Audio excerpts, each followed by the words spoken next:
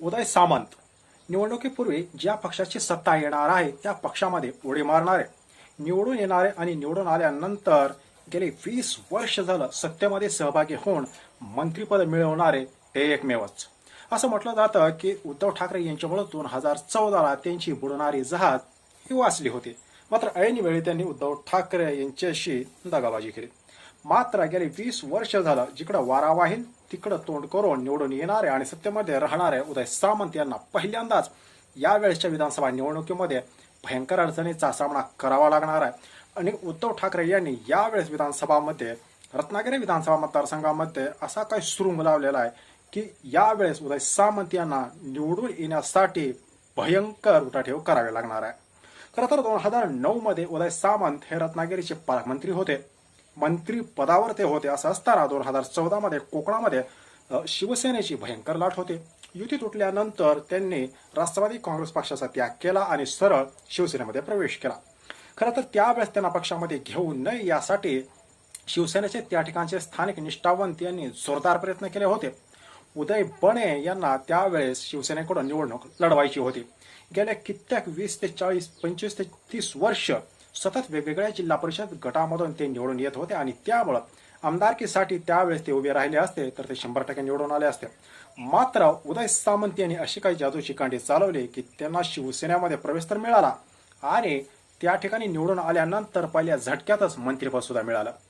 त्यानंतर 2019 मध्ये युती झाली. परत ते निवडून आले आणि त्यांचं नशीब इतकं बलवत्तर की त्यांना परत एकदा कॅबिनेट मंत्रिपद मिळालं.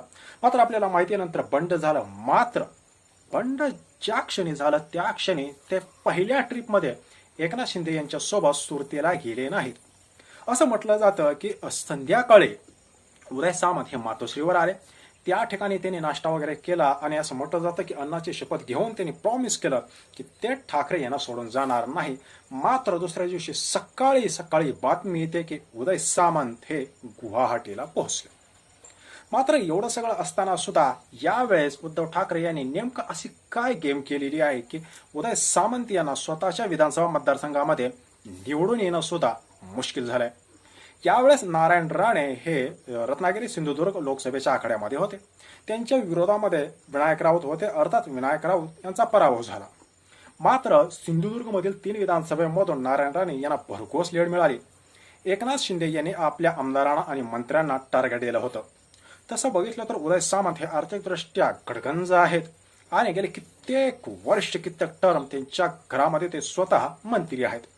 एवढं सगळं पावर असताना सुद्धा त्यांनी यावेळेस प्रामाणिकपणे काम नारायण राणे यांचं केलं.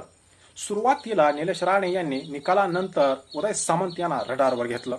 मात्र नारायण राणे यांनी निलेश राणे यांनाच गप केलं आणि सांगितलं की उदय सामंत यांनी रत्नागिरी विधानसभा मतदारसंघामध्ये माझं प्रामाणिकपणे काम केलेलं आहे. त्यांनी पायाला भिंगरी लावून गाव वाडी वस्ते या ठिकाणी जाऊन सभा घेतल्या आणि त्यामुळं त्यांच्याविषयी फारसं काही बोलायचं नाही. आणि हे खरं आहे की उदय सामंत यांनी नारायण राणे यांच्यासाठी अतिशय प्रामाणिकपणे प्रयत्न केले आणि इकडून देवेंद्र फडणवीस यांनी सुद्धा दम दिलेला होता आणि एकनाथ शिंदे यांनी सुद्धा टार्गेट दिलं होतं.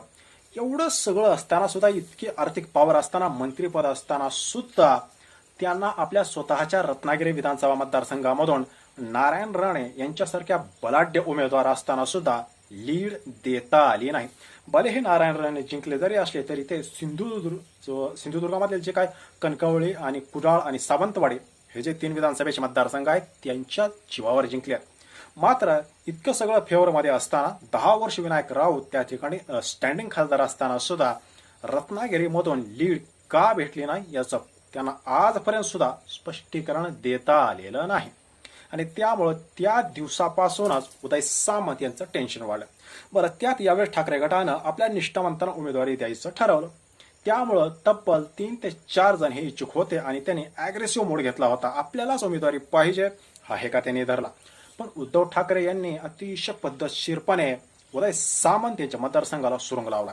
सगळ्या इच्छुक उमेदवारांना उद्धव ठाकरे यांनी मातोश्रीवर बोलावलं.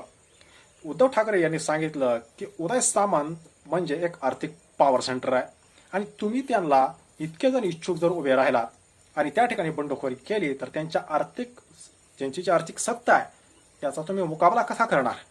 आणि त्यामुळे गेले कित्येक वर्ष झालं तुम्ही म्हणता की निष्ठावंताला उमेदवारी मिळत नाही. यावेळेस मी निष्ठावंताला उमेदवारी देतो, परंतु तुम्ही चौघजण बसून एकाच नाव फायनल करा. आणि दुसऱ्याच दिवशी त्यातील 2 इच्छुकांनी माघार घेतली. उद्धव ठाकरे हे जर निष्ठावंताला तिकीट देणार असतील तर आम्ही आमच्या महत्वाकांक्षेला मुरड घालतो आणि त्यामुळं उदय बने यांचं नाव हे फायनल झाल्याची चर्चा आहे. उदय बने हे रत्नागिरी येथील वेगवेगळ्या जिल्हा परिषदमधून सतत निवडून येतात. त्यांचा जनसंपर्क देखील स्ट्रॉंग आहे आणि 2014ला त्यांची संधी हुकली होती. त्यामुळे निष्ठावंतांचे जे काही इच्छुक होते त्या इच्छुकांच्या महत्वाकांक्षेला उद्धव ठाकरे यांनी लगाम घातला आणि एकच उमेदवार त्या ठिकाणी उभा करून उदय सामंत यांना पाडण्याचा तगडा प्लॅन केला. मित्रांनो, या सगळ्या गोष्टी जर बघितल्या तर उदय सामंत यांना यावेळेस नक्कीच धक्का बसण्याची शक्यता आहे. तुम्हाला काय वाटतं, खरंच उदय सामंत पडतील का? कमेंट नक्की करा. धन्यवाद.